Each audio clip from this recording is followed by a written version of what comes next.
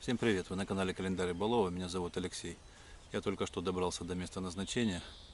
Если вы видели предыдущий мой ролик, там, где я был на острове, добирался вброд через реку, так это, собственно, то самое место, только с другой стороны этой небольшой речушки, так называемой микроречки.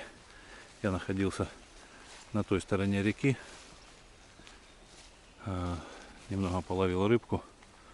Вполне перспективное место, как по рыбалке. Мне очень понравилось, и я решил попробовать сюда прийти на продолжительный срок. Планирую здесь пробыть около недели. Пришел я сюда на этот раз уже не преодолевая брод, а нашел по спутниковой карте дорогу. По GPS поставил точку и добрался пешком. Правда, идти пришлось раза в 3 дальше, но зато не надо было лезть в речку. С таким количеством груза было бы тяжело все это перенести, тем более, что брод такой на грани захлеста воды в забродные сапоги, поэтому решил попробовать так, пешим ходом. Вот такое большое живое зеленое дерево. Вот так вот съедено бобрами.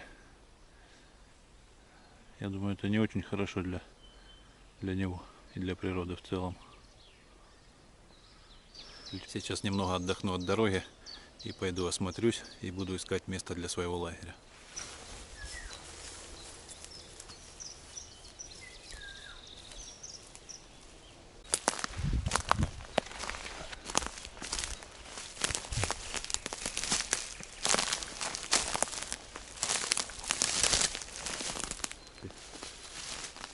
Сова полетела.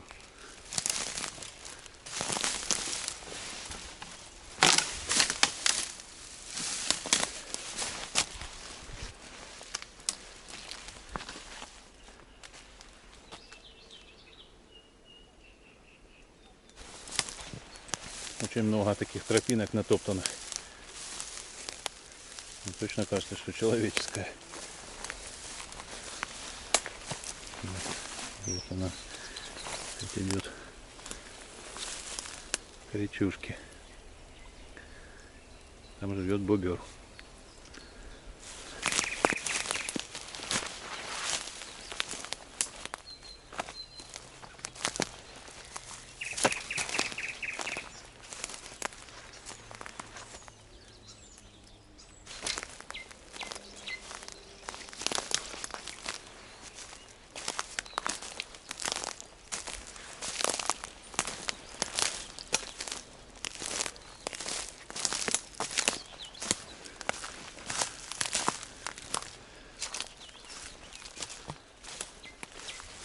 Здесь совсем немного таких полянок, где можно было бы поставить палатку.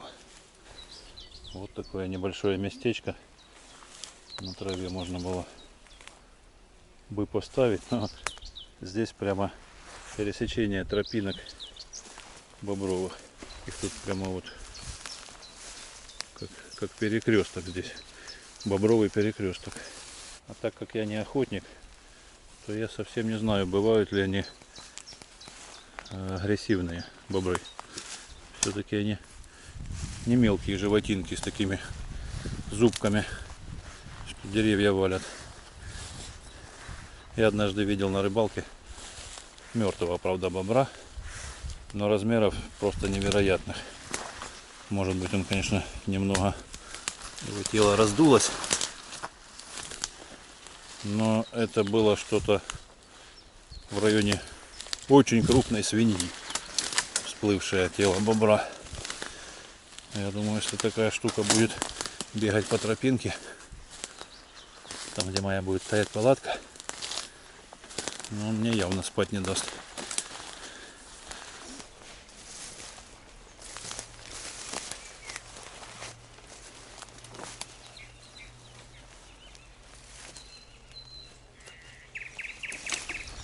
Кроме всего прочего, место для палатки нужно найти на возвышенности, потому что речка может в любой момент еще разлиться. Здесь явно затопляемые луга. Ну и чтобы не было наклоненных деревьев, то пока буду спать, бобер подгрызет и меня привалит. Пока не нашел я место, где можно установить палатку.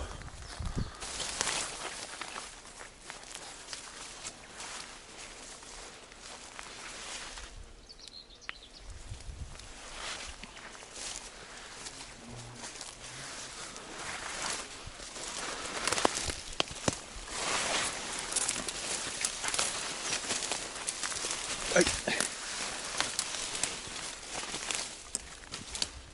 О, тут тоже нарыто, можно провалиться. Неплохое, по-моему, местечко для рыбалки. Обрывистый берег. Мне кажется, здесь должна быть приличная глубина. Нужно будет только немного расчистить эти кусты.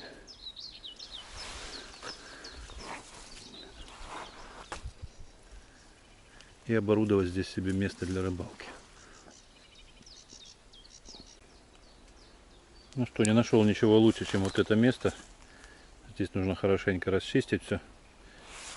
Вроде сухо, как и в чаще, но деревья вроде крепкие, остальные падают не в ту сторону. Ну и совсем рядом с рыболовным местом.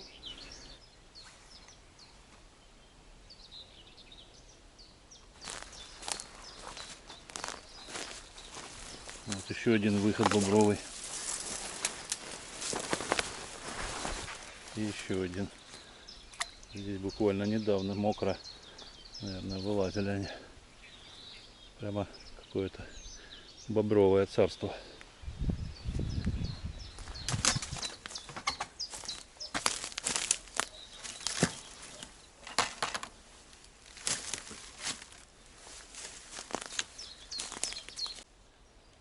Я думаю, рыболовы меня поймут. Туристы, конечно, могут осудить, потому что первым делом я хочу заняться не обустройством лагеря, а забросить удочку. Ну, точнее, дальний заброс с колокольчиком. И пусть рыбка ловится, а я буду потихоньку разгребать ветки, ставить палатку и так далее.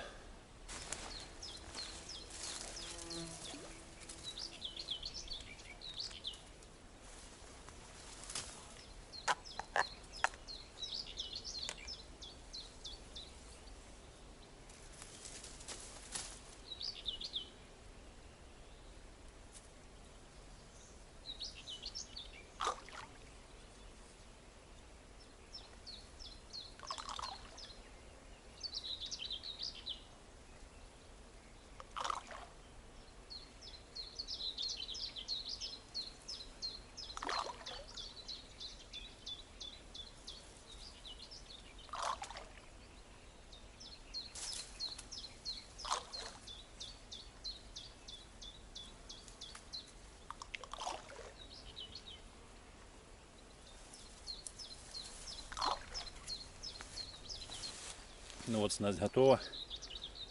Такой кормачок и пенопластик на крючке. Пока попробую на небольшую рыбешку. Думаю, что крупная рыба быстро не подошла.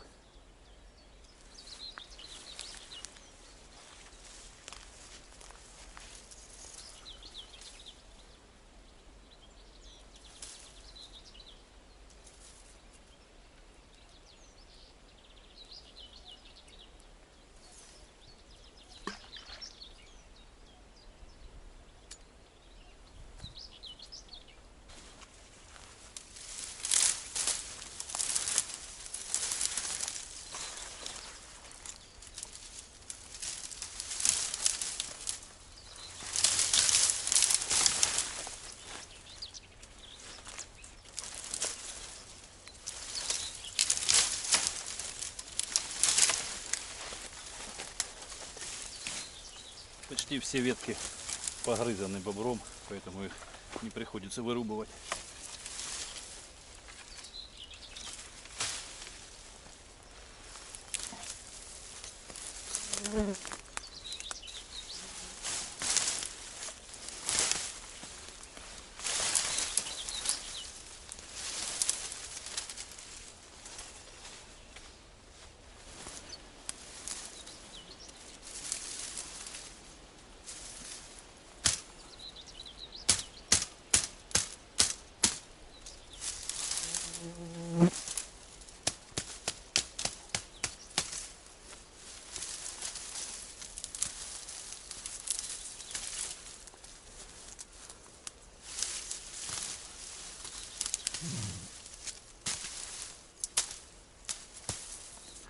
Было так солнечно, а сейчас начало натягивать тучки, как назло.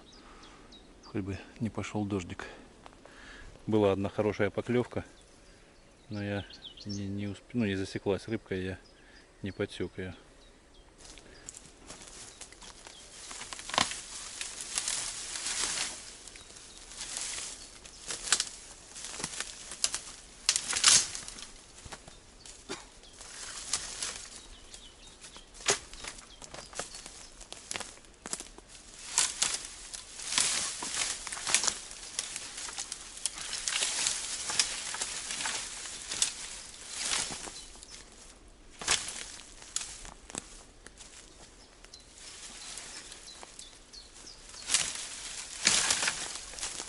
С дровишками здесь проблем точно не будет.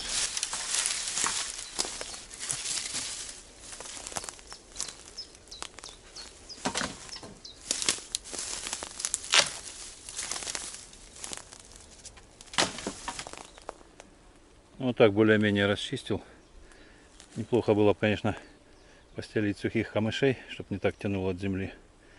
Потому что все-таки еще холодно. Ночью около 5 градусов тепла. Но камыши в основном в воде. Их довольно сложно вырезать. Надолго это затянется.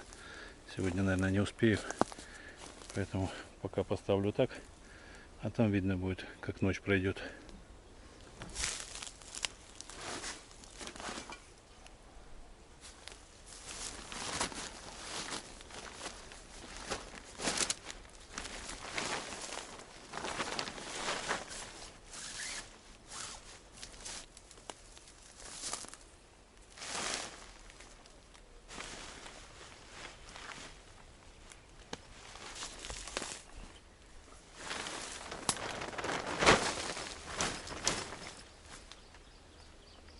Ну, где-то так.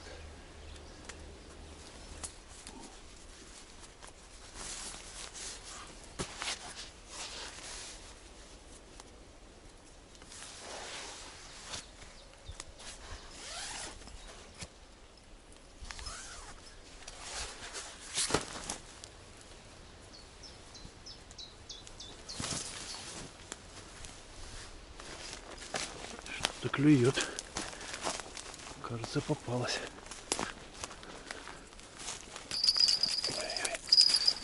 Да, вроде сидит. А нет. Так хорошо клевал. И мимо. Так. Банки. И спальник. Все, спальное место готово. Спальник большой, даже больше, чем палатка. Вот эта сумка от спальника. Ее можно использовать как подушку, если в нее положить вещи. Паучок уже здесь. Давай на выход. Давай отсюда.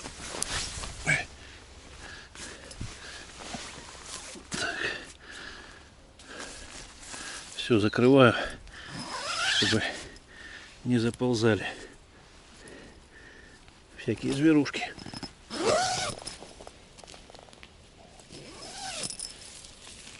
Обнаружился один неприятный момент по поводу выбора места для палатки.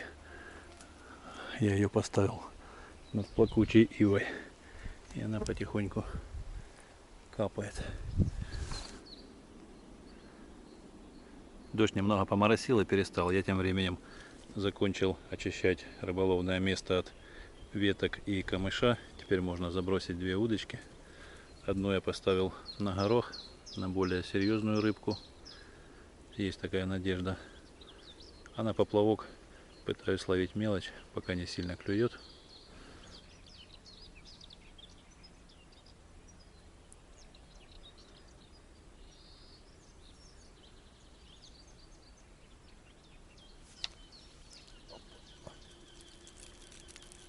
Вот небольшая рыбка потихоньку поклевывает, а крупняк пока молчит.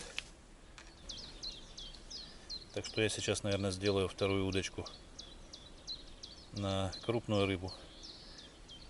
Заброшу, поставлю колокольчики и пойду немного обследую местность, Может быть, я выбрал не очень хорошее место для рыбалки. Посмотрю рядом, где можно еще забросить удочку. И тоже там прикормлю и проверю.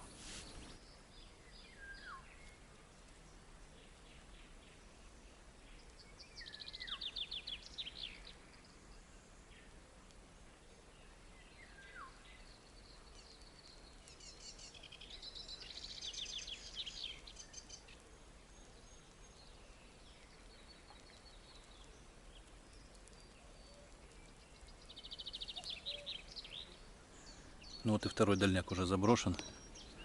Дальняк это, конечно, условно. Так далеко на дальний заброс я еще не забрасывал. Буквально пару метров под эту коряшку. Так из-под юбки, как баскетбольный мяч в кольцо бросают новички. Ну и вторая стоит. Пока тишина. Сейчас пойду переоденусь, потому что я уже переоделся в домашнее. Тапочки, футболка. Снова одену ботинки, потому что бобры оставляют такие острые, как карандаши, заточенные, срезанные тонкие ветки, на которые, если наступить, можно сильно пораниться. Поэтому одену ботинки и пойду пройдусь по окрестностям, посмотрю, где можно еще забросить удочку. Проходим Бобровый перекресток. Никого. Попытаюсь, конечно, выследить его и сфотографировать.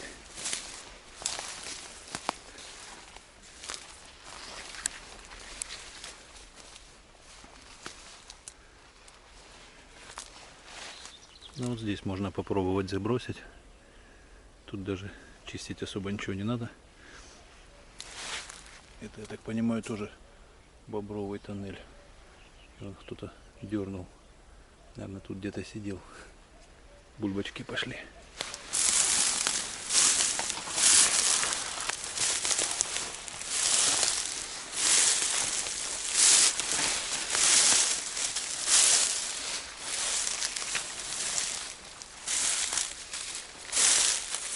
Прямо фигурная резьба какая-то.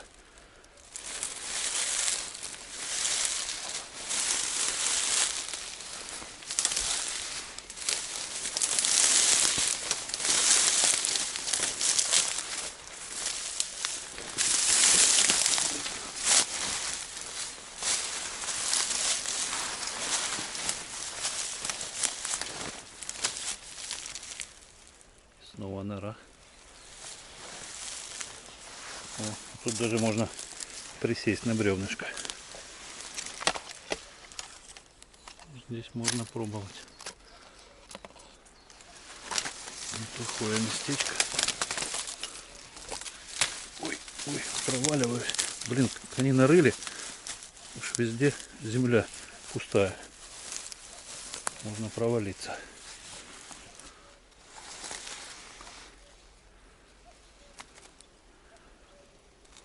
Неплохое местечко, немного подчистить и можно пробовать.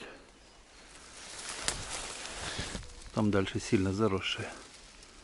Не хочется туда лезть пока. Ничего, пару мест уже нашел. Можно попробовать.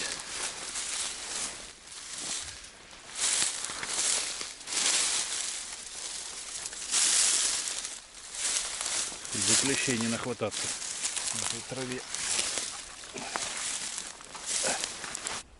Уже вечереет, солнце садится. Пока ничего достойного не поймал. На поплавок поймал штук 5 пока красноперочек. Ну, выпустил их.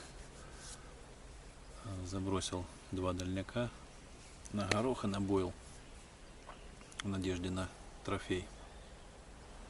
Я упомянул, что не все вещи смог с собой взять, которые хотел. И много чего пришлось оставить дома, так как просто физически не мог их донести. И в том числе я не брал с собой продукты питания никакие, в надежде на то, что буду есть то, что поймаю. Но пока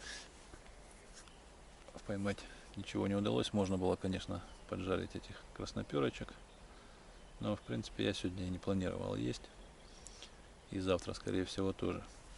Не так давно я практиковал 7-дневное голодание. Абсолютно ничего не ел, только пил воду. Могу рассказать вам о своих ощущениях. Первые 2 дня самые сложные, когда хочется есть, но хочется есть как по привычке. Организму, в принципе, без проблем пару дней может обойтись без пищи. Это можно сравнить, наверное, с тем, когда курильщик бросает курить. Наверное, где-то рядом такие ощущения. Либо алкоголик хочет выпить. На 3-й день голодания встал в кровати, как 15-летний парень. Ничего не болит. Есть практически не хочется. Опять так же по привычке, что вроде как надо поесть. 4-й и 5-й день еще лучше, чем 3-й. Самочувствие замечательное. Есть не хочется вообще, даже по привычке. Ну а на 6-й день появилась небольшая слабость. Немного кружилась голова. Самое главное, что у меня упало давление до нормы, как у космонавта, 120/80, с тем, что у меня давление, когда я принимаю таблетки от давления, ну где-то 160/100. Если не принимаю, то за 200. Вот. Рыбка плещется. А тут я все это время не принимал таблетки абсолютно от давления, хотя их нужно пить каждый день. И давление стало 120/80. Это мне очень нравилось. Единственное, что пульс был высокий, около 100 ударов в минуту. В одном из последних видео можно увидеть, я ходил в поход к своей землянке. И как раз на 7-й день голодания. И поход оказался невероятно сложным в плане того, что организм был очень ослаблен. Я пришел к землянке с большим трудом, там немного отдохнул и практически сразу, через час возвращался обратно, потому что это было ранней весной, еще стоял лед на водоеме, я шел по льду, он был очень скользкий, и это заставляло напрягать все мышцы, и что сделало этот поход еще сложнее. На обратном пути хотелось просто где-то улечься на льду или где угодно, в сугроб, и заснуть. Слабость была неимоверная. Ну и на 7-й день после похода я решил выходить из голодания. Немного посмотрел же видео перед тем, как попробовать поголодать.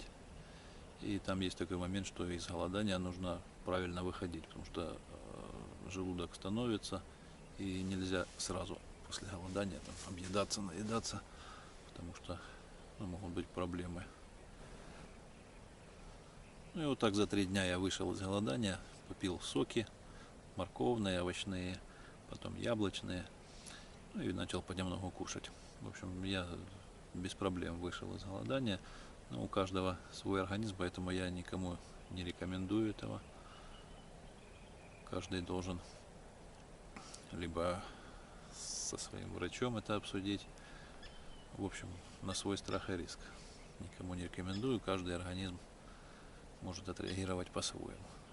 Но мне, в принципе, понравилось. Но проблема получилась в том, что я не собирался, в принципе, худеть. Мне интересно было это в плане уменьшения давления, чтобы избавиться от гипертонии. Вот. Но, естественно, я похудел за 7 дней, похудел на 6 килограмм. Причем за первые 3 дня похудел на 4 и за 4 дня на 2 еще. Да. Весил я 86, по-моему, стал ровно 80. Но после того, как я начал снова есть, организм понял, раз такое дело, что пищу могут прекратить, решил хорошенько отъесться. И у меня был нереальный жор. Вот просто если позавтракал, то уже целый день я не мог остановиться. Ел много, все подряд. Причем не обязательно там какие-то вкусняшки. Ел все, что есть. И в огромных количествах, пока не набьешь живот до отказа. Ну и в общем спустя месяц после того, как я начал снова кушать, я набрал 10 килограмм от изначального веса. То есть это 85, теперь у меня 95. В общем, смотрите сами, стоит ли пробовать голодать, потому что неизвестно, на кого как это повлияет. Но я в принципе не собираюсь голодать все время, когда буду здесь находиться. Я взял с собой сковородочку, масло подсолнечное, то есть если что, я вполне могу себе поджарить рыбки. Но первые 2 дня хочу попробовать не есть, потому что реально самочувствие улучшается, ну, просто до небес, становишься как в юности. Так что вот так. Ну что, наверное, так сегодня и не получится поймать рыбку. Пойду готовиться ко сну. Сегодня рано встал. Спать хочется, надеюсь, я успею уснуть до того, как начнут бегать бобры или какие-нибудь другие ночные животные. Да, если смотрят охотники или люди, которые разбираются в повадках животных, особенно бобров, подскажите в комментариях, стоит ли мне опасаться ночью в палатке, могут ли они как-то агрессивно себя вести. Ну, я вам расскажу уже завтра утром, как прошла моя ночь среди бобров. Все вещи, которые нельзя, чтобы они намокли, спрятал в палатку, а остальное сложил в рюкзак и накрыл вот таким большим мешочком. Сегодня так потеплело, прямо за один день лето настало. Было холодно, да даже сегодня утром было 5 градусов тепла. А днем, не знаю, ну за 20, наверное. Удочки на ночь оставлять не буду, потому что если ночью кто-то клюнет, и я проснусь, то потом, скорее всего, не усну. Поэтому рыба для меня пока не в приоритете. Кушать, конечно, хочется, но вполне терпимо. Да, потеплело, и комары сразу вылетели. Просто полчища издеваются. Не успеваю отмахиваться. Посидел еще немного, покормил комаров. Так ничего не клюнуло. Поэтому все выматываю. И буду перемещаться в палатку. Я упаковался в спальник, пока не застегиваюсь. Температура комфортная, но на улице похолодало. Фонарик на солнечной энергии. Конечно, будет не хватать моей панельки солнечной, но надеюсь, 4 павербанка мне хватит на 7 дней. Но если что, буду экономить. Птички поют, бобры молчат. Надеюсь, так и будет. Что буду отдыхать. Спать уже хочется. Всем пока. До встречи завтра утром.